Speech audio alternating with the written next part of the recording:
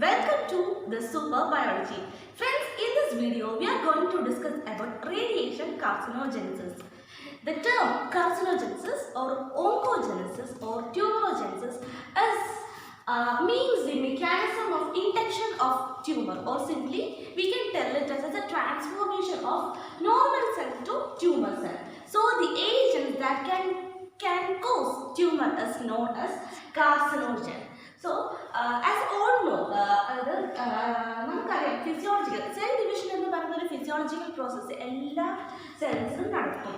അപ്പോൾ അതിനെ ഹെൽപ്പ് ചെയ്യുന്ന അല്ലെങ്കിൽ ഹോമിയോസ്റ്റാറ്റസ് പ്രോഗ്രാംഡ് സെൽ പ്രൊലിഫറേറ്റ് ചെയ്ത് ആ ഒരു സെല്ലിനും പ്രോഗ്രാംഡ് സെൽഡത്തും എല്ലാം നാച്ചുറലി തന്നെ നമ്മുടെ നോർമൽ സെൽസിലും നടക്കുന്നതാണ്.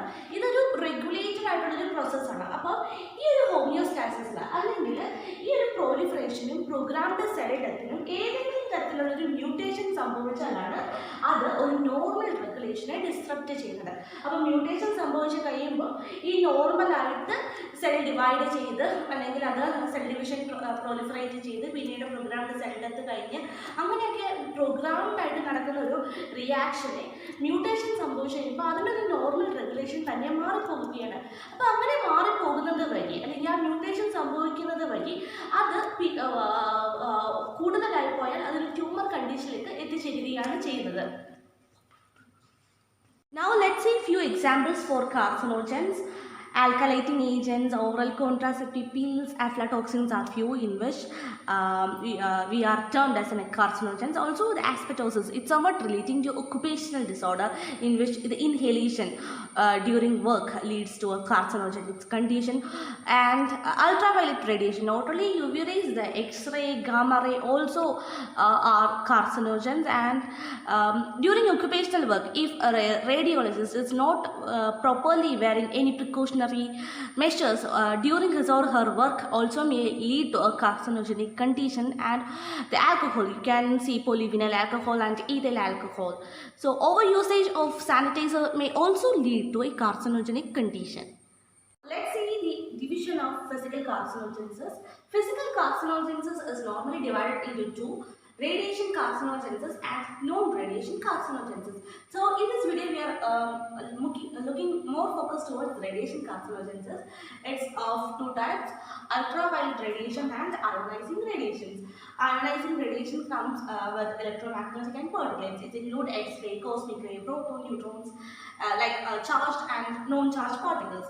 And even heavy charged particles and alpha particles also can cause ionizing radiation. The radiation directly or indirectly participate in concentrating or participate in causing mutation. Direct mutation, we know that what direct mutation is. Indirect mutation is caused by the formation of free radical. Free radical formation helps in inducing mutation. So sources include medical radiotherapy and diagnosis. Loads of diagnosis including CT scan, X-ray, fluoroscopy for detecting lung cancer are for few examples in relating with medical radiotherapy and diagnosis. The radon, the gas, even X-ray, cosmic ray, we already mentioned it on this video. And lifestyle food, even few additives that we added on food to enhance the states can also may lead to carcinogenic condition. Even few journals mention that Maggi, the presence of lead in its additive can lead to a carcinogenic condition, and few other sources too. And many cancer comes with under three categories. It can be an occupational or medical or from atomic form. Occupational is involved with even radiologist, even the X-ray, CT scan. The radiologist involved in detecting all these diagnoses can get carcinogenic condition due to the absorption of radiation even on the working condition.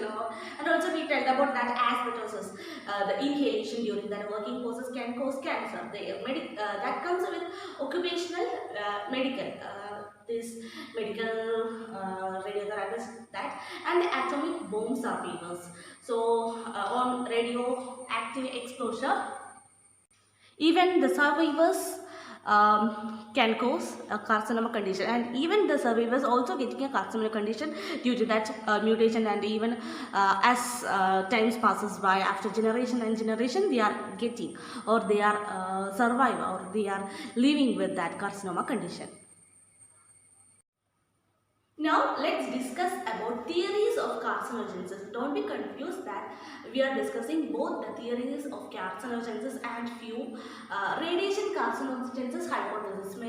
Students may confuse with both these theories. It means both the radiation hypothesis and carcinogenesis theories may results to say. But here the theory of carcinogenesis are of 4 types: genetic theory, epigenetic theory, immune surveillance theory, and monoclonal hypothesis. According to genetic theory, cells become neoplastic due to alteration in DNA. ഇവിടെ പറയുന്നതെന്ന് വെച്ചാൽ നമുക്കറിയാം cells ഒരു neoplastic കണ്ടീഷനിലേക്ക്, അതായത് normal cells ഒരു abnormal cell division കാണിക്കുന്നത്, അതായത് നമ്മൾ പഠിച്ചിട്ടുണ്ട് ബീനിങ് ട്യൂമേഴ്സും മാലിഗ്നന്റ് ട്യൂമേഴ്സും. ഒരു ബീനിങ് ട്യൂമർ കണ്ടീഷനെ, അല്ലെങ്കിൽ അതിൻ്റെ ഗ്രോത്ത് മാത്രമേ അബ്നോർമൽ ആയിട്ടുള്ളൂ, ആ ഒരു കണ്ടീഷനിലേക്ക് പോയി കഴിഞ്ഞാൽ അതിൻ്റെ DNA ഓൾട്ടറേഷൻ സംഭവിക്കുന്നു. അങ്ങനെ വരുമ്പോൾ ആ മ്യൂട്ടേറ്റഡ് ആയിട്ടുള്ള സെൽസ്, അതിൻ്റെ ക്യാരക്ടർ, ഇപ്പോൾ ഒരു സെൽസിലാണ് സംഭവിച്ചെങ്കിൽ ആ ഒരു ഓൾട്ടറേഷൻ നടന്ന, ആ DNA ഓൾട്ടറേഷൻ നടന്ന കാര്യങ്ങൾ പിന്നീട് ബാക്കിയുള്ള പ്രോജനിലേക്കും സ്പ്രെഡ് ചെയ്യാനുള്ള ചാൻസ് ഉണ്ട്. ഇത് ഒരു സപ്പോർട്ടിങ് എവിഡൻസ് ആയിട്ട് പറയുന്നത്, എക്സാമ്പിൾ എന്ന് പറയുന്നത്, ഒന്ന് ഫിസിക്കൽ റേഡിയേഷനും കെമിക്കൽ ഏജൻസും ഈ ഒരു പറയുന്ന ഹോസ്റ്റ് സെൽസിനെ മ്യൂട്ടേറ്റ് ചെയ്യാം. പിന്നെ നമ്മൾ കേട്ടിട്ടുണ്ട് സീറോഡെർമ പിഗ്മെന്റോസം എന്ന് പറയുന്നത്, ഇത് മെയിൻലി സ്കിൻ ക്യാൻസർ ഇൻഡ്യൂസ് ചെയ്യുന്ന അല്ലെങ്കിൽ ഒരു ഹെറിഡിറ്ററി ഡിസോർഡറാണ്. ഇവിടെ എന്ന് പറയുമ്പോൾ ഒരു inherent ability to repair DNA damage by UV rays, അതിനെ സപ്പോർട്ട് ചെയ്യുന്ന കുറച്ചും കൂടി കാര്യങ്ങൾ നമ്മൾ ലേറ്റർലി നോക്കുന്നുണ്ട്. പിന്നെ ഇതിനെ പറയുന്ന ഒരു എവിഡൻസ് ആയിട്ട് പറയുന്നതാണ് concept of activation of growth promoting oncogenes in induction of some cancers and inactivation of growth suppressing anti-oncogenes in few others. നമുക്കറിയാം ഓങ്കോജീൻസ് എന്താണ്, പ്രോട്ടോ ഓങ്കോജീൻസ്. അപ്പോൾ ഇവിടെ ജെനറ്റിക് തിയറിനെ സപ്പോർട്ട് ചെയ്ത് പറയുന്ന കാര്യം എന്തെന്ന് വെച്ചാൽ ഗ്രോത്ത് പ്രൊമോട്ടിംഗ് ഓങ്കോജീൻസിൻ്റെ ആക്ടിവേഷൻ ചില കണ്ടീഷനിൽ, അല്ലെങ്കിൽ ഗ്രോത്ത് സപ്രസിങ് ആൻറ്റി ഓങ്കോജീൻസിൻ്റെ ഇൻആക്ടിവേഷൻസ് ഒക്കെ ആയിട്ട് ഈ ഒരു കണ്ടീഷനിലേക്ക് പോകുന്നു എന്നാണ് പറയുന്നത്. ഇനി നമ്മൾ നോക്കാൻ പോകുന്നത് എപ്പിജെനറ്റിക് തിയറിയാണ്. ഇത് രണ്ടാമത്തെ കാർസിനോജനിക് തിയറിയാണ്. ഇത് ലെസ് സപ്പോർട്ടഡ് ആണ്. ഏറ്റവും കൂടുതൽ പോപ്പുലർ, അല്ലെങ്കിൽ ഏറ്റവും കൂടുതൽ അറിയപ്പെടുന്ന ഒരു തിയറി എന്ന് പറയുന്നത് ജെനറ്റിക് തിയറിയാണ്. എപ്പിജെനറ്റിക് തിയറി പ്രകാരം നമ്മൾ ഒരുപാട് കാർസിനോജൻസ് എക്സാമ്പിൾസ് കണ്ടതാണ്. Alkylating agents, radiations, even food additives, അങ്ങനെയൊക്കെ ഒരുപാട് എക്സാമ്പിൾസ് കണ്ടതാണ് കാർസിനോജനിക് ഏജൻസ്. ഇതിൽ എപ്പിജെനറ്റിക് തിയറി പ്രകാരം കാർസിനോജനിക് അല്ലെങ്കിൽ കാർസിനോജൻസ് ഒന്നില്ലെങ്കിൽ ആക്ടിവേറ്റ് ചെയ്യുകയോ അല്ലെങ്കിൽ ഒരു നോർമൽ സെല്ലിലുള്ള ജീനിനെ സപ്രസ് ചെയ്ത് ആ സപ്രസ്ഡ് ആയിട്ടുള്ള ജീൻസ് അവർ തനിയെ ഒരു അബ്നോർമൽ എക്സ്പ്രഷനിലേക്ക് മൂവ് ചെയ്യുന്നു എന്നാണ് ഈ എപ്പിജെനറ്റിക് തിയറിയിൽ പറയുന്നത്. Now let's move on to immune surveillance theory. Immune surveillance തിയറിയിൽ പറയുന്നത് ഒരു ഇമ്മ്യൂൺ കോമ്പീറ്റൻ്റ് ആയിട്ടുള്ള ഹോസ്റ്റ് ഒരു പരിധി വരെ ഈ ഒരു ട്യൂമർ സെൽസിനെയൊക്കെ അറ്റാക്ക് ചെയ്ത്, അല്ലെങ്കിൽ ആ പരിധി വരെ ഹോസ്റ്റിൻ്റെ ഇമ്മ്യൂൺ സിസ്റ്റം ഒരു ബാരിയറായിട്ട് നിൽക്കും. അതിനെ എവിഡൻസ് ആയിട്ട് സപ്പോർട്ട് ചെയ്യുന്നതെന്ന് വെച്ചാൽ എയ്ഡ്സ് അല്ലെങ്കിൽ ഇമ്മ്യൂണോ ഡെഫിഷ്യൻ്റ് ആയിട്ടുള്ള പേഷ്യൻസിൽ ക്യാൻസർ ഡെവലപ്പ് ചെയ്യാനുള്ള ഇൻസിഡൻസ് കൂടുതലാണ്. കൂടാതെ തന്നെ നമുക്കറിയാം ഓൾഡ് ആകുമ്പോൾ, അല്ലെങ്കിൽ പ്രായമാകുമ്പോൾ അവരുടെ ഇമ്മ്യൂൺ സിസ്റ്റം അല്ലെങ്കിൽ ഇമ്മ്യൂൺ റെസ്പോൺസ് ഒക്കെ വീക്കായി തുടങ്ങുന്നു. അപ്പോൾ ആ ഒരു കണ്ടീഷനിലേക്കും ഈ ഒരു കാർസിനോജനിക് ഉണ്ടാകാനുള്ള ഇൻസിഡൻസ് കൂടുതലാണ്. ഇനി അടുത്ത ഒരു നമ്മൾ ഹൈപ്പോത്തസിസ് ആണ് നോക്കാൻ പോകുന്നത്. അതും തിയറി ഓഫ് കാർസിനോജൻസിൽ പറയുന്ന ഒന്നാണ്. അതാണ് മോണോക്ലോണൽ ഹൈപ്പോത്തസിസ്. മോണോക്ലോണൽ ഹൈപ്പോത്തസിസ് പറയുന്നത് എന്തെന്ന് വെച്ചാൽ ക്യാൻസർ ഒരു സിംഗിൾ ക്ലോൺ ഓഫ് ഒരു ഒറ്റ ക്ലോൺ ഓഫ് സെൽസ് ട്രാൻസ്ഫോംഡ് ആയ ആ ഒരു അതിൽ നിന്നാണ് നമ്മൾ ഈ ഒരു ക്യാൻസർ ഡെവലപ്പ് ചെയ്യുന്നത് എന്ന് അതിൽ പറയുന്നത്. മൾട്ടിപ്പിൾ മൈലോമയുടെ ഒക്കെ കേസിലൊക്കെ ഈ പറയുന്ന ഒരൊറ്റ സിംഗിൾ ആയിട്ടുള്ള ട്രാൻസ്ഫോംഡ് ആയിട്ടുള്ള സെൽസാണ് കൂടുതലും കാർസിനോജനിക് കണ്ടീഷനിലേക്ക് അല്ലെങ്കിൽ സ്പ്രെഡ് ഔട്ട് ആയിട്ട് പോകുന്നത്.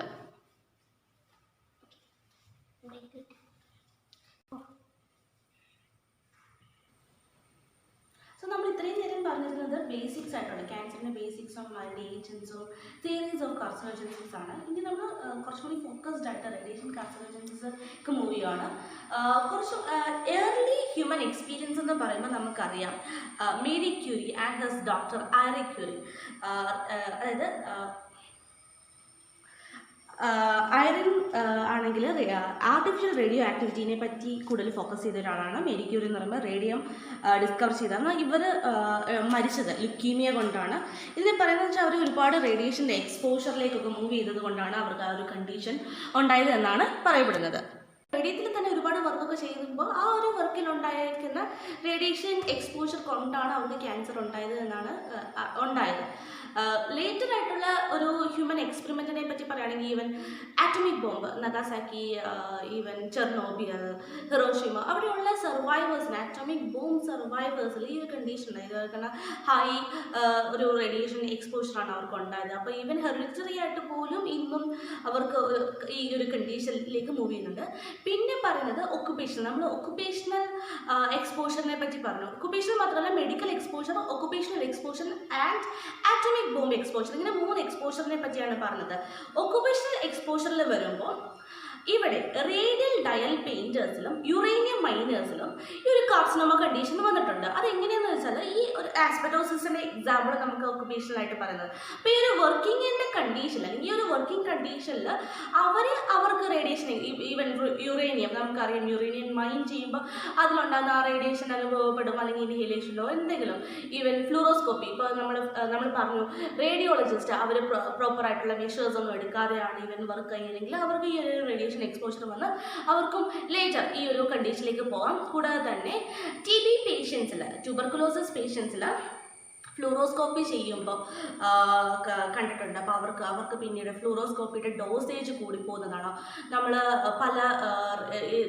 പല റേഞ്ചസിലാണ് ഈ ഒരു റേഡിയേഷൻസ് ഒക്കെ വരുന്നത്. അപ്പോൾ ആ ഒരു റേഞ്ചിൻ്റെ അപ്പുറത്തേക്ക് പോയില്ല. അതായത് നമുക്കറിയാം ഈ എക്സ്റേ ഒക്കെ ആണെങ്കിൽ എടുക്കുമ്പോൾ ഈ ഒരു നോർമൽ ഓരോ ഏരിയാസിലേക്ക് എടുക്കുമ്പോൾ ഓരോ രീതിയിലുള്ള ഡിഫറൻസ് കാണും. എന്നാൽ മാത്രമേ നമുക്കൊരു ക്ലിയർ ഇമേജിങ് കിട്ടത്തുള്ളൂ. അപ്പോൾ ഫ്ലൂറോസ്കോപ്പി എന്ന് പറയുന്നത് ഏറ്റവും കൂടുതൽ റേഡിയേഷൻസ് യൂസ് ചെയ്ത് ചെയ്യുന്ന ഒരു ഡയഗ്നോസിസ് ആണ് ഫ്ലൂറോസ്കോപ്പി. അപ്പോൾ ഈ ഒരു ഫ്ലൂറോസ്കോപ്പിയുടെ ഹൈ ഡോസേജിലേക്ക് പോകുമ്പോൾ തന്നെ ഒരു ഹെവി എക്സ്പോഷർ ടു റേഡിയേഷൻ ആണ് അനുഭവപ്പെടുന്നത്. അതുകൊണ്ടാണ് ഈ ഒരു കാർസിനോമ കണ്ടീഷനിലേക്ക് പോകുന്നത്.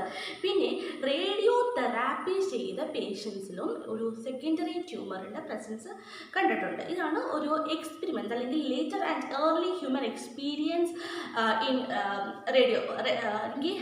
റേഡിയേഷൻ. ഇനി നമ്മൾ പറയാൻ പോകുന്നത് ഇലക്ട്രോമാഗ്നറ്റിക് റേഡിയേഷൻ. നമുക്കറിയാം അയണൈസിങ് റേഡിയേഷൻസോ അല്ലെങ്കിൽ നമ്മൾ ഫ്രീ റാഡിക്കൽ ഫോർമേഷനെ പറ്റി പറഞ്ഞു.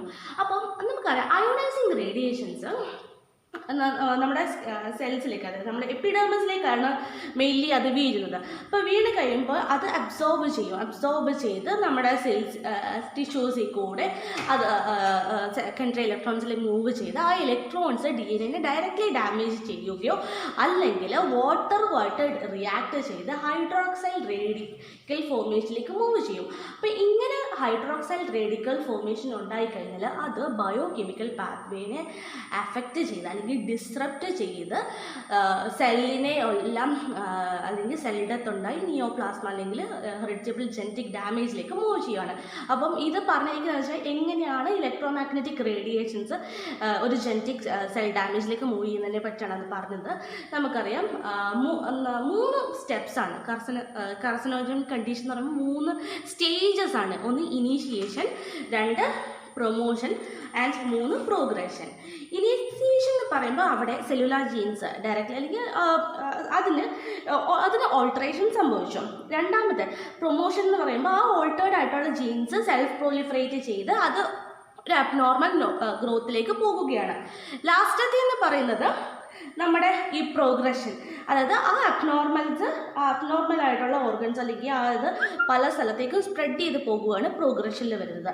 ഇനി നമ്മൾ പറയാൻ പോകുന്നത് കുറച്ച് stages of hypothesis, 4 stages of hypothesis of radiation carcinogenesis. ഇതിൽ first one chromosomal damage in normal dividing cells. ഇത് ആദ്യമേ തന്നെ ഞാൻ ഇനീഷ്യേഷൻ, പ്രൊമോഷൻ ആൻഡ് പ്രോഗ്രഷനെ പറ്റി പറഞ്ഞതെന്ന് വെച്ചാൽ ആ സ്റ്റേജസ് ഏതൊക്കെയാണെന്ന് മനസ്സിലാക്കാനാണ്. Chromosomal damage in normal dividing cells. നമുക്കറിയാം നോർമൽ ആയിട്ടുള്ള സെല്ലിലെ ഏതെങ്കിലും രീതിയിലുള്ള റേഡിയേഷൻ എക്സ്പോഷർ, ഈവൻ ചെറിയ ഡോസേജ് ഓഫ് റേഡിയേഷൻസും ക്യാൻസർ റിപ്പോർട്ടിംഗ് ആണെന്ന് പറഞ്ഞ് നമുക്ക് ഇപ്പം റെഫർ ചെയ്യുമ്പോൾ കാണാൻ പറ്റും. അപ്പോൾ ഈവൻ ലോ അല്ലെങ്കിൽ ഹൈ ഡോസേജ് ആയിട്ടുള്ള റേഡിയേഷൻ എക്സ്പോഷർ ഉണ്ടാകുമ്പോൾ ക്രോമോസോമൽ ഡാമേജ്, ഒരു നോർമൽ സെല്ലിലുള്ള നോർമൽ ക്രോമോസോമിൽ ഡാമേജ് ഉണ്ടാകുന്നു. അപ്പോൾ ഈ ഒരു ഡാമേജ് പിന്നീട് ഒന്നില്ലെങ്കിൽ ആ ഒരു സെൽസ് ഡൈ ചെയ്ത് പോകാനോ അല്ലെങ്കിൽ ഡിവൈഡ് ചെയ്ത് ഡിഫറൻഷിയേറ്റ് ചെയ്യാനോ പോകാം.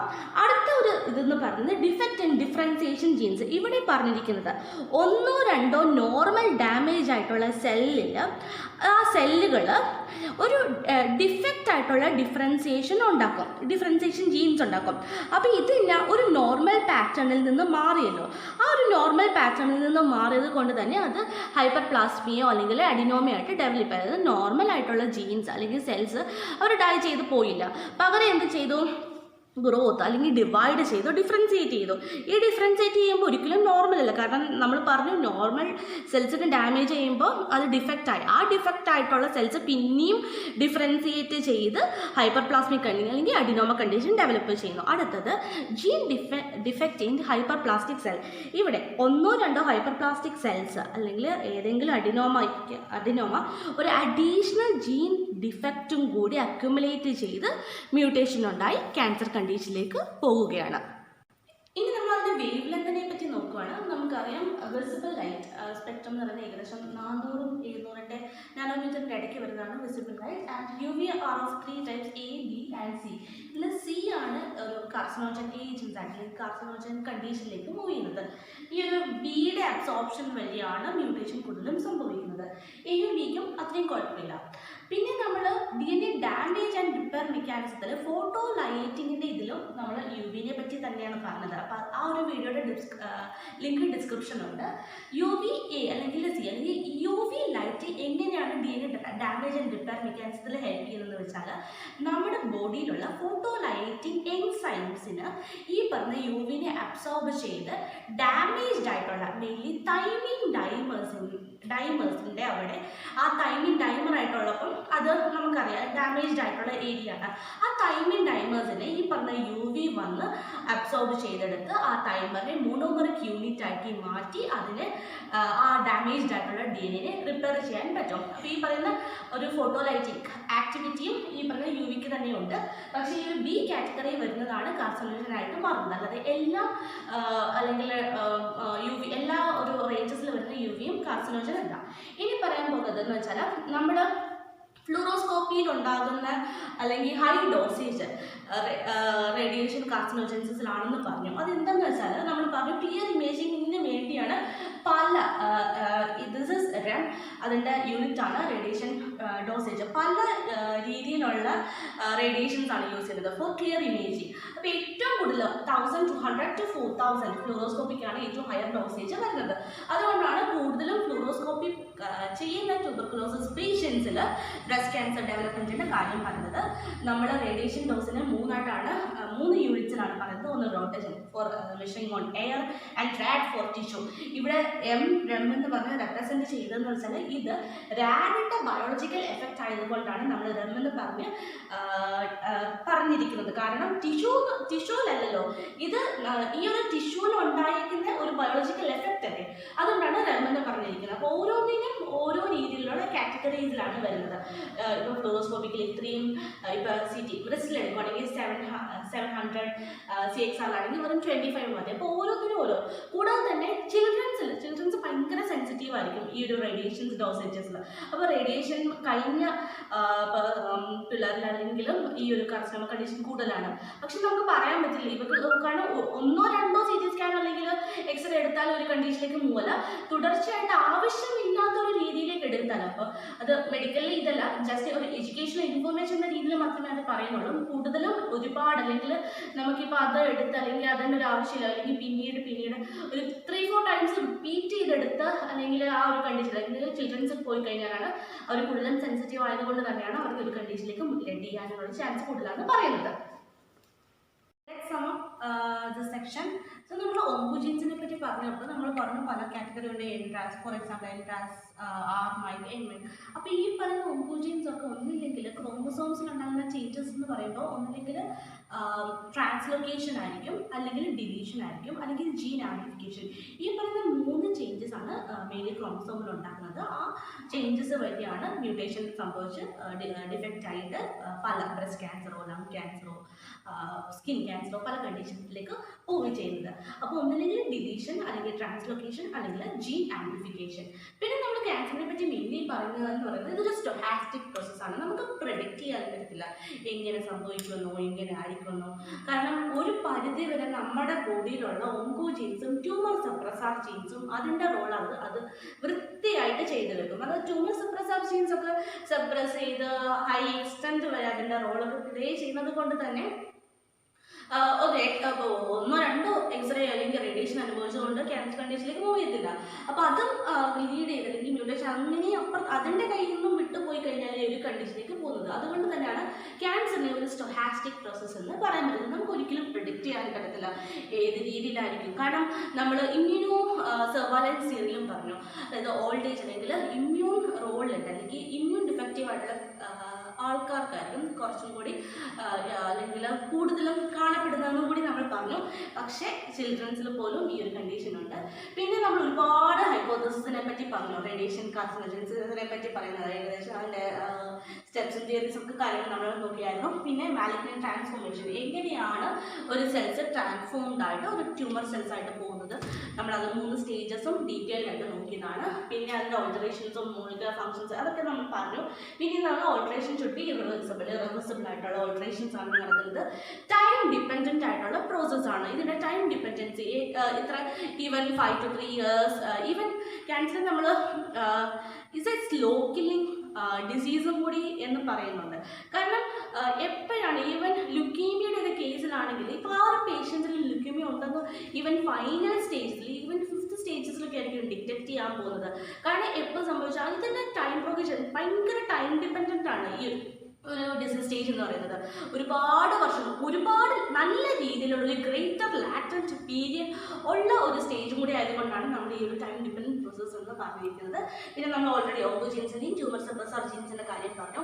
പിന്നെ നമ്മൾ ആദ്യമൊക്കെ തന്നെ പറഞ്ഞു റേഡിയേഷൻ മാലിഗ്നൻസി ആണ് leukaemia, breast cancer, lung cancer പറഞ്ഞ ക്യാൻസേഴ്സ് ഒക്കെ ഉണ്ടാക്കാൻ പോകുന്നത്. റേഡിയൽ ഡയബറ്റീസിൻ്റെയും യൂറൈറ്റി മൈനേഴ്സിൻ്റെയും ഒക്കുപേഷണൽ ഡിസോർഡേഴ്സിൻ്റെ കാര്യത്തിൽ നമ്മളത് പറഞ്ഞതാണ്. പിന്നെ ഇതിൻ്റെ ഡിഫിക്കൽറ്റി, നമ്മൾ ഫ്ലൂറോസ്കോപ്പി നമ്മൾ അത്രയും ഹൈ ഡോസേജ് ആണെന്ന് പറഞ്ഞു. ഈവൻ ലോ ഡോസേജ് ഉള്ള കേസസിലും ഈ ഒരു ക്യാൻസർ നമ്മൾ കണ്ടുപിടിച്ചിട്ടുണ്ട്. അപ്പോൾ അതുകൊണ്ട് തന്നെ നമുക്ക് റേഡിയേഷൻ്റെ ഡോസസ് ഈവൻ ലോ ആണോ അല്ലെങ്കിൽ ഹൈ ഡോസേജ് ആണോ ഏത് ഡോസേജിൽ കൊടുത്താൽ പോലും അതിൻ്റേതായ ഒരു ഡിഫിക്കൽറ്റിയായിട്ട് പോയേക്കുന്നുണ്ട്. അതായത് ഈ ഒരു കണ്ടീഷനിലേക്ക് എത്തിയിട്ടുണ്ട്. അതുകൊണ്ട് തന്നെ അത് പ്രെഡിക്റ്റ് ചെയ്യാൻ പറ്റത്തില്ല. ഈവൻ ലോ റിസ്ക് അല്ലെങ്കിൽ ലോ ഡോസേജ് ആ ഒരു കണ്ടീഷൻ ഉണ്ടാക്കത്തില്ല എന്ന് നമുക്ക് പറയാൻ പറ്റില്ല. ലോയോ ഹൈയോ ഇറ്റ് ക്യാൻ വേരി, അല്ലെങ്കിൽ ഏത് കണ്ടീഷൻസും ഇതിലേക്ക് മൂവ് ചെയ്യാം. അപ്പം അതുകൊണ്ട് തന്നെ ഇതിൻ്റെ ഇത് പ്രെഡിക്റ്റ് ചെയ്യാൻ പാടാണ് ഇതിൻ്റെ dosage. So that's all about this video. So hope you guys understand this topic, and if you like this video, don't forget to like, share and subscribe. Thank you.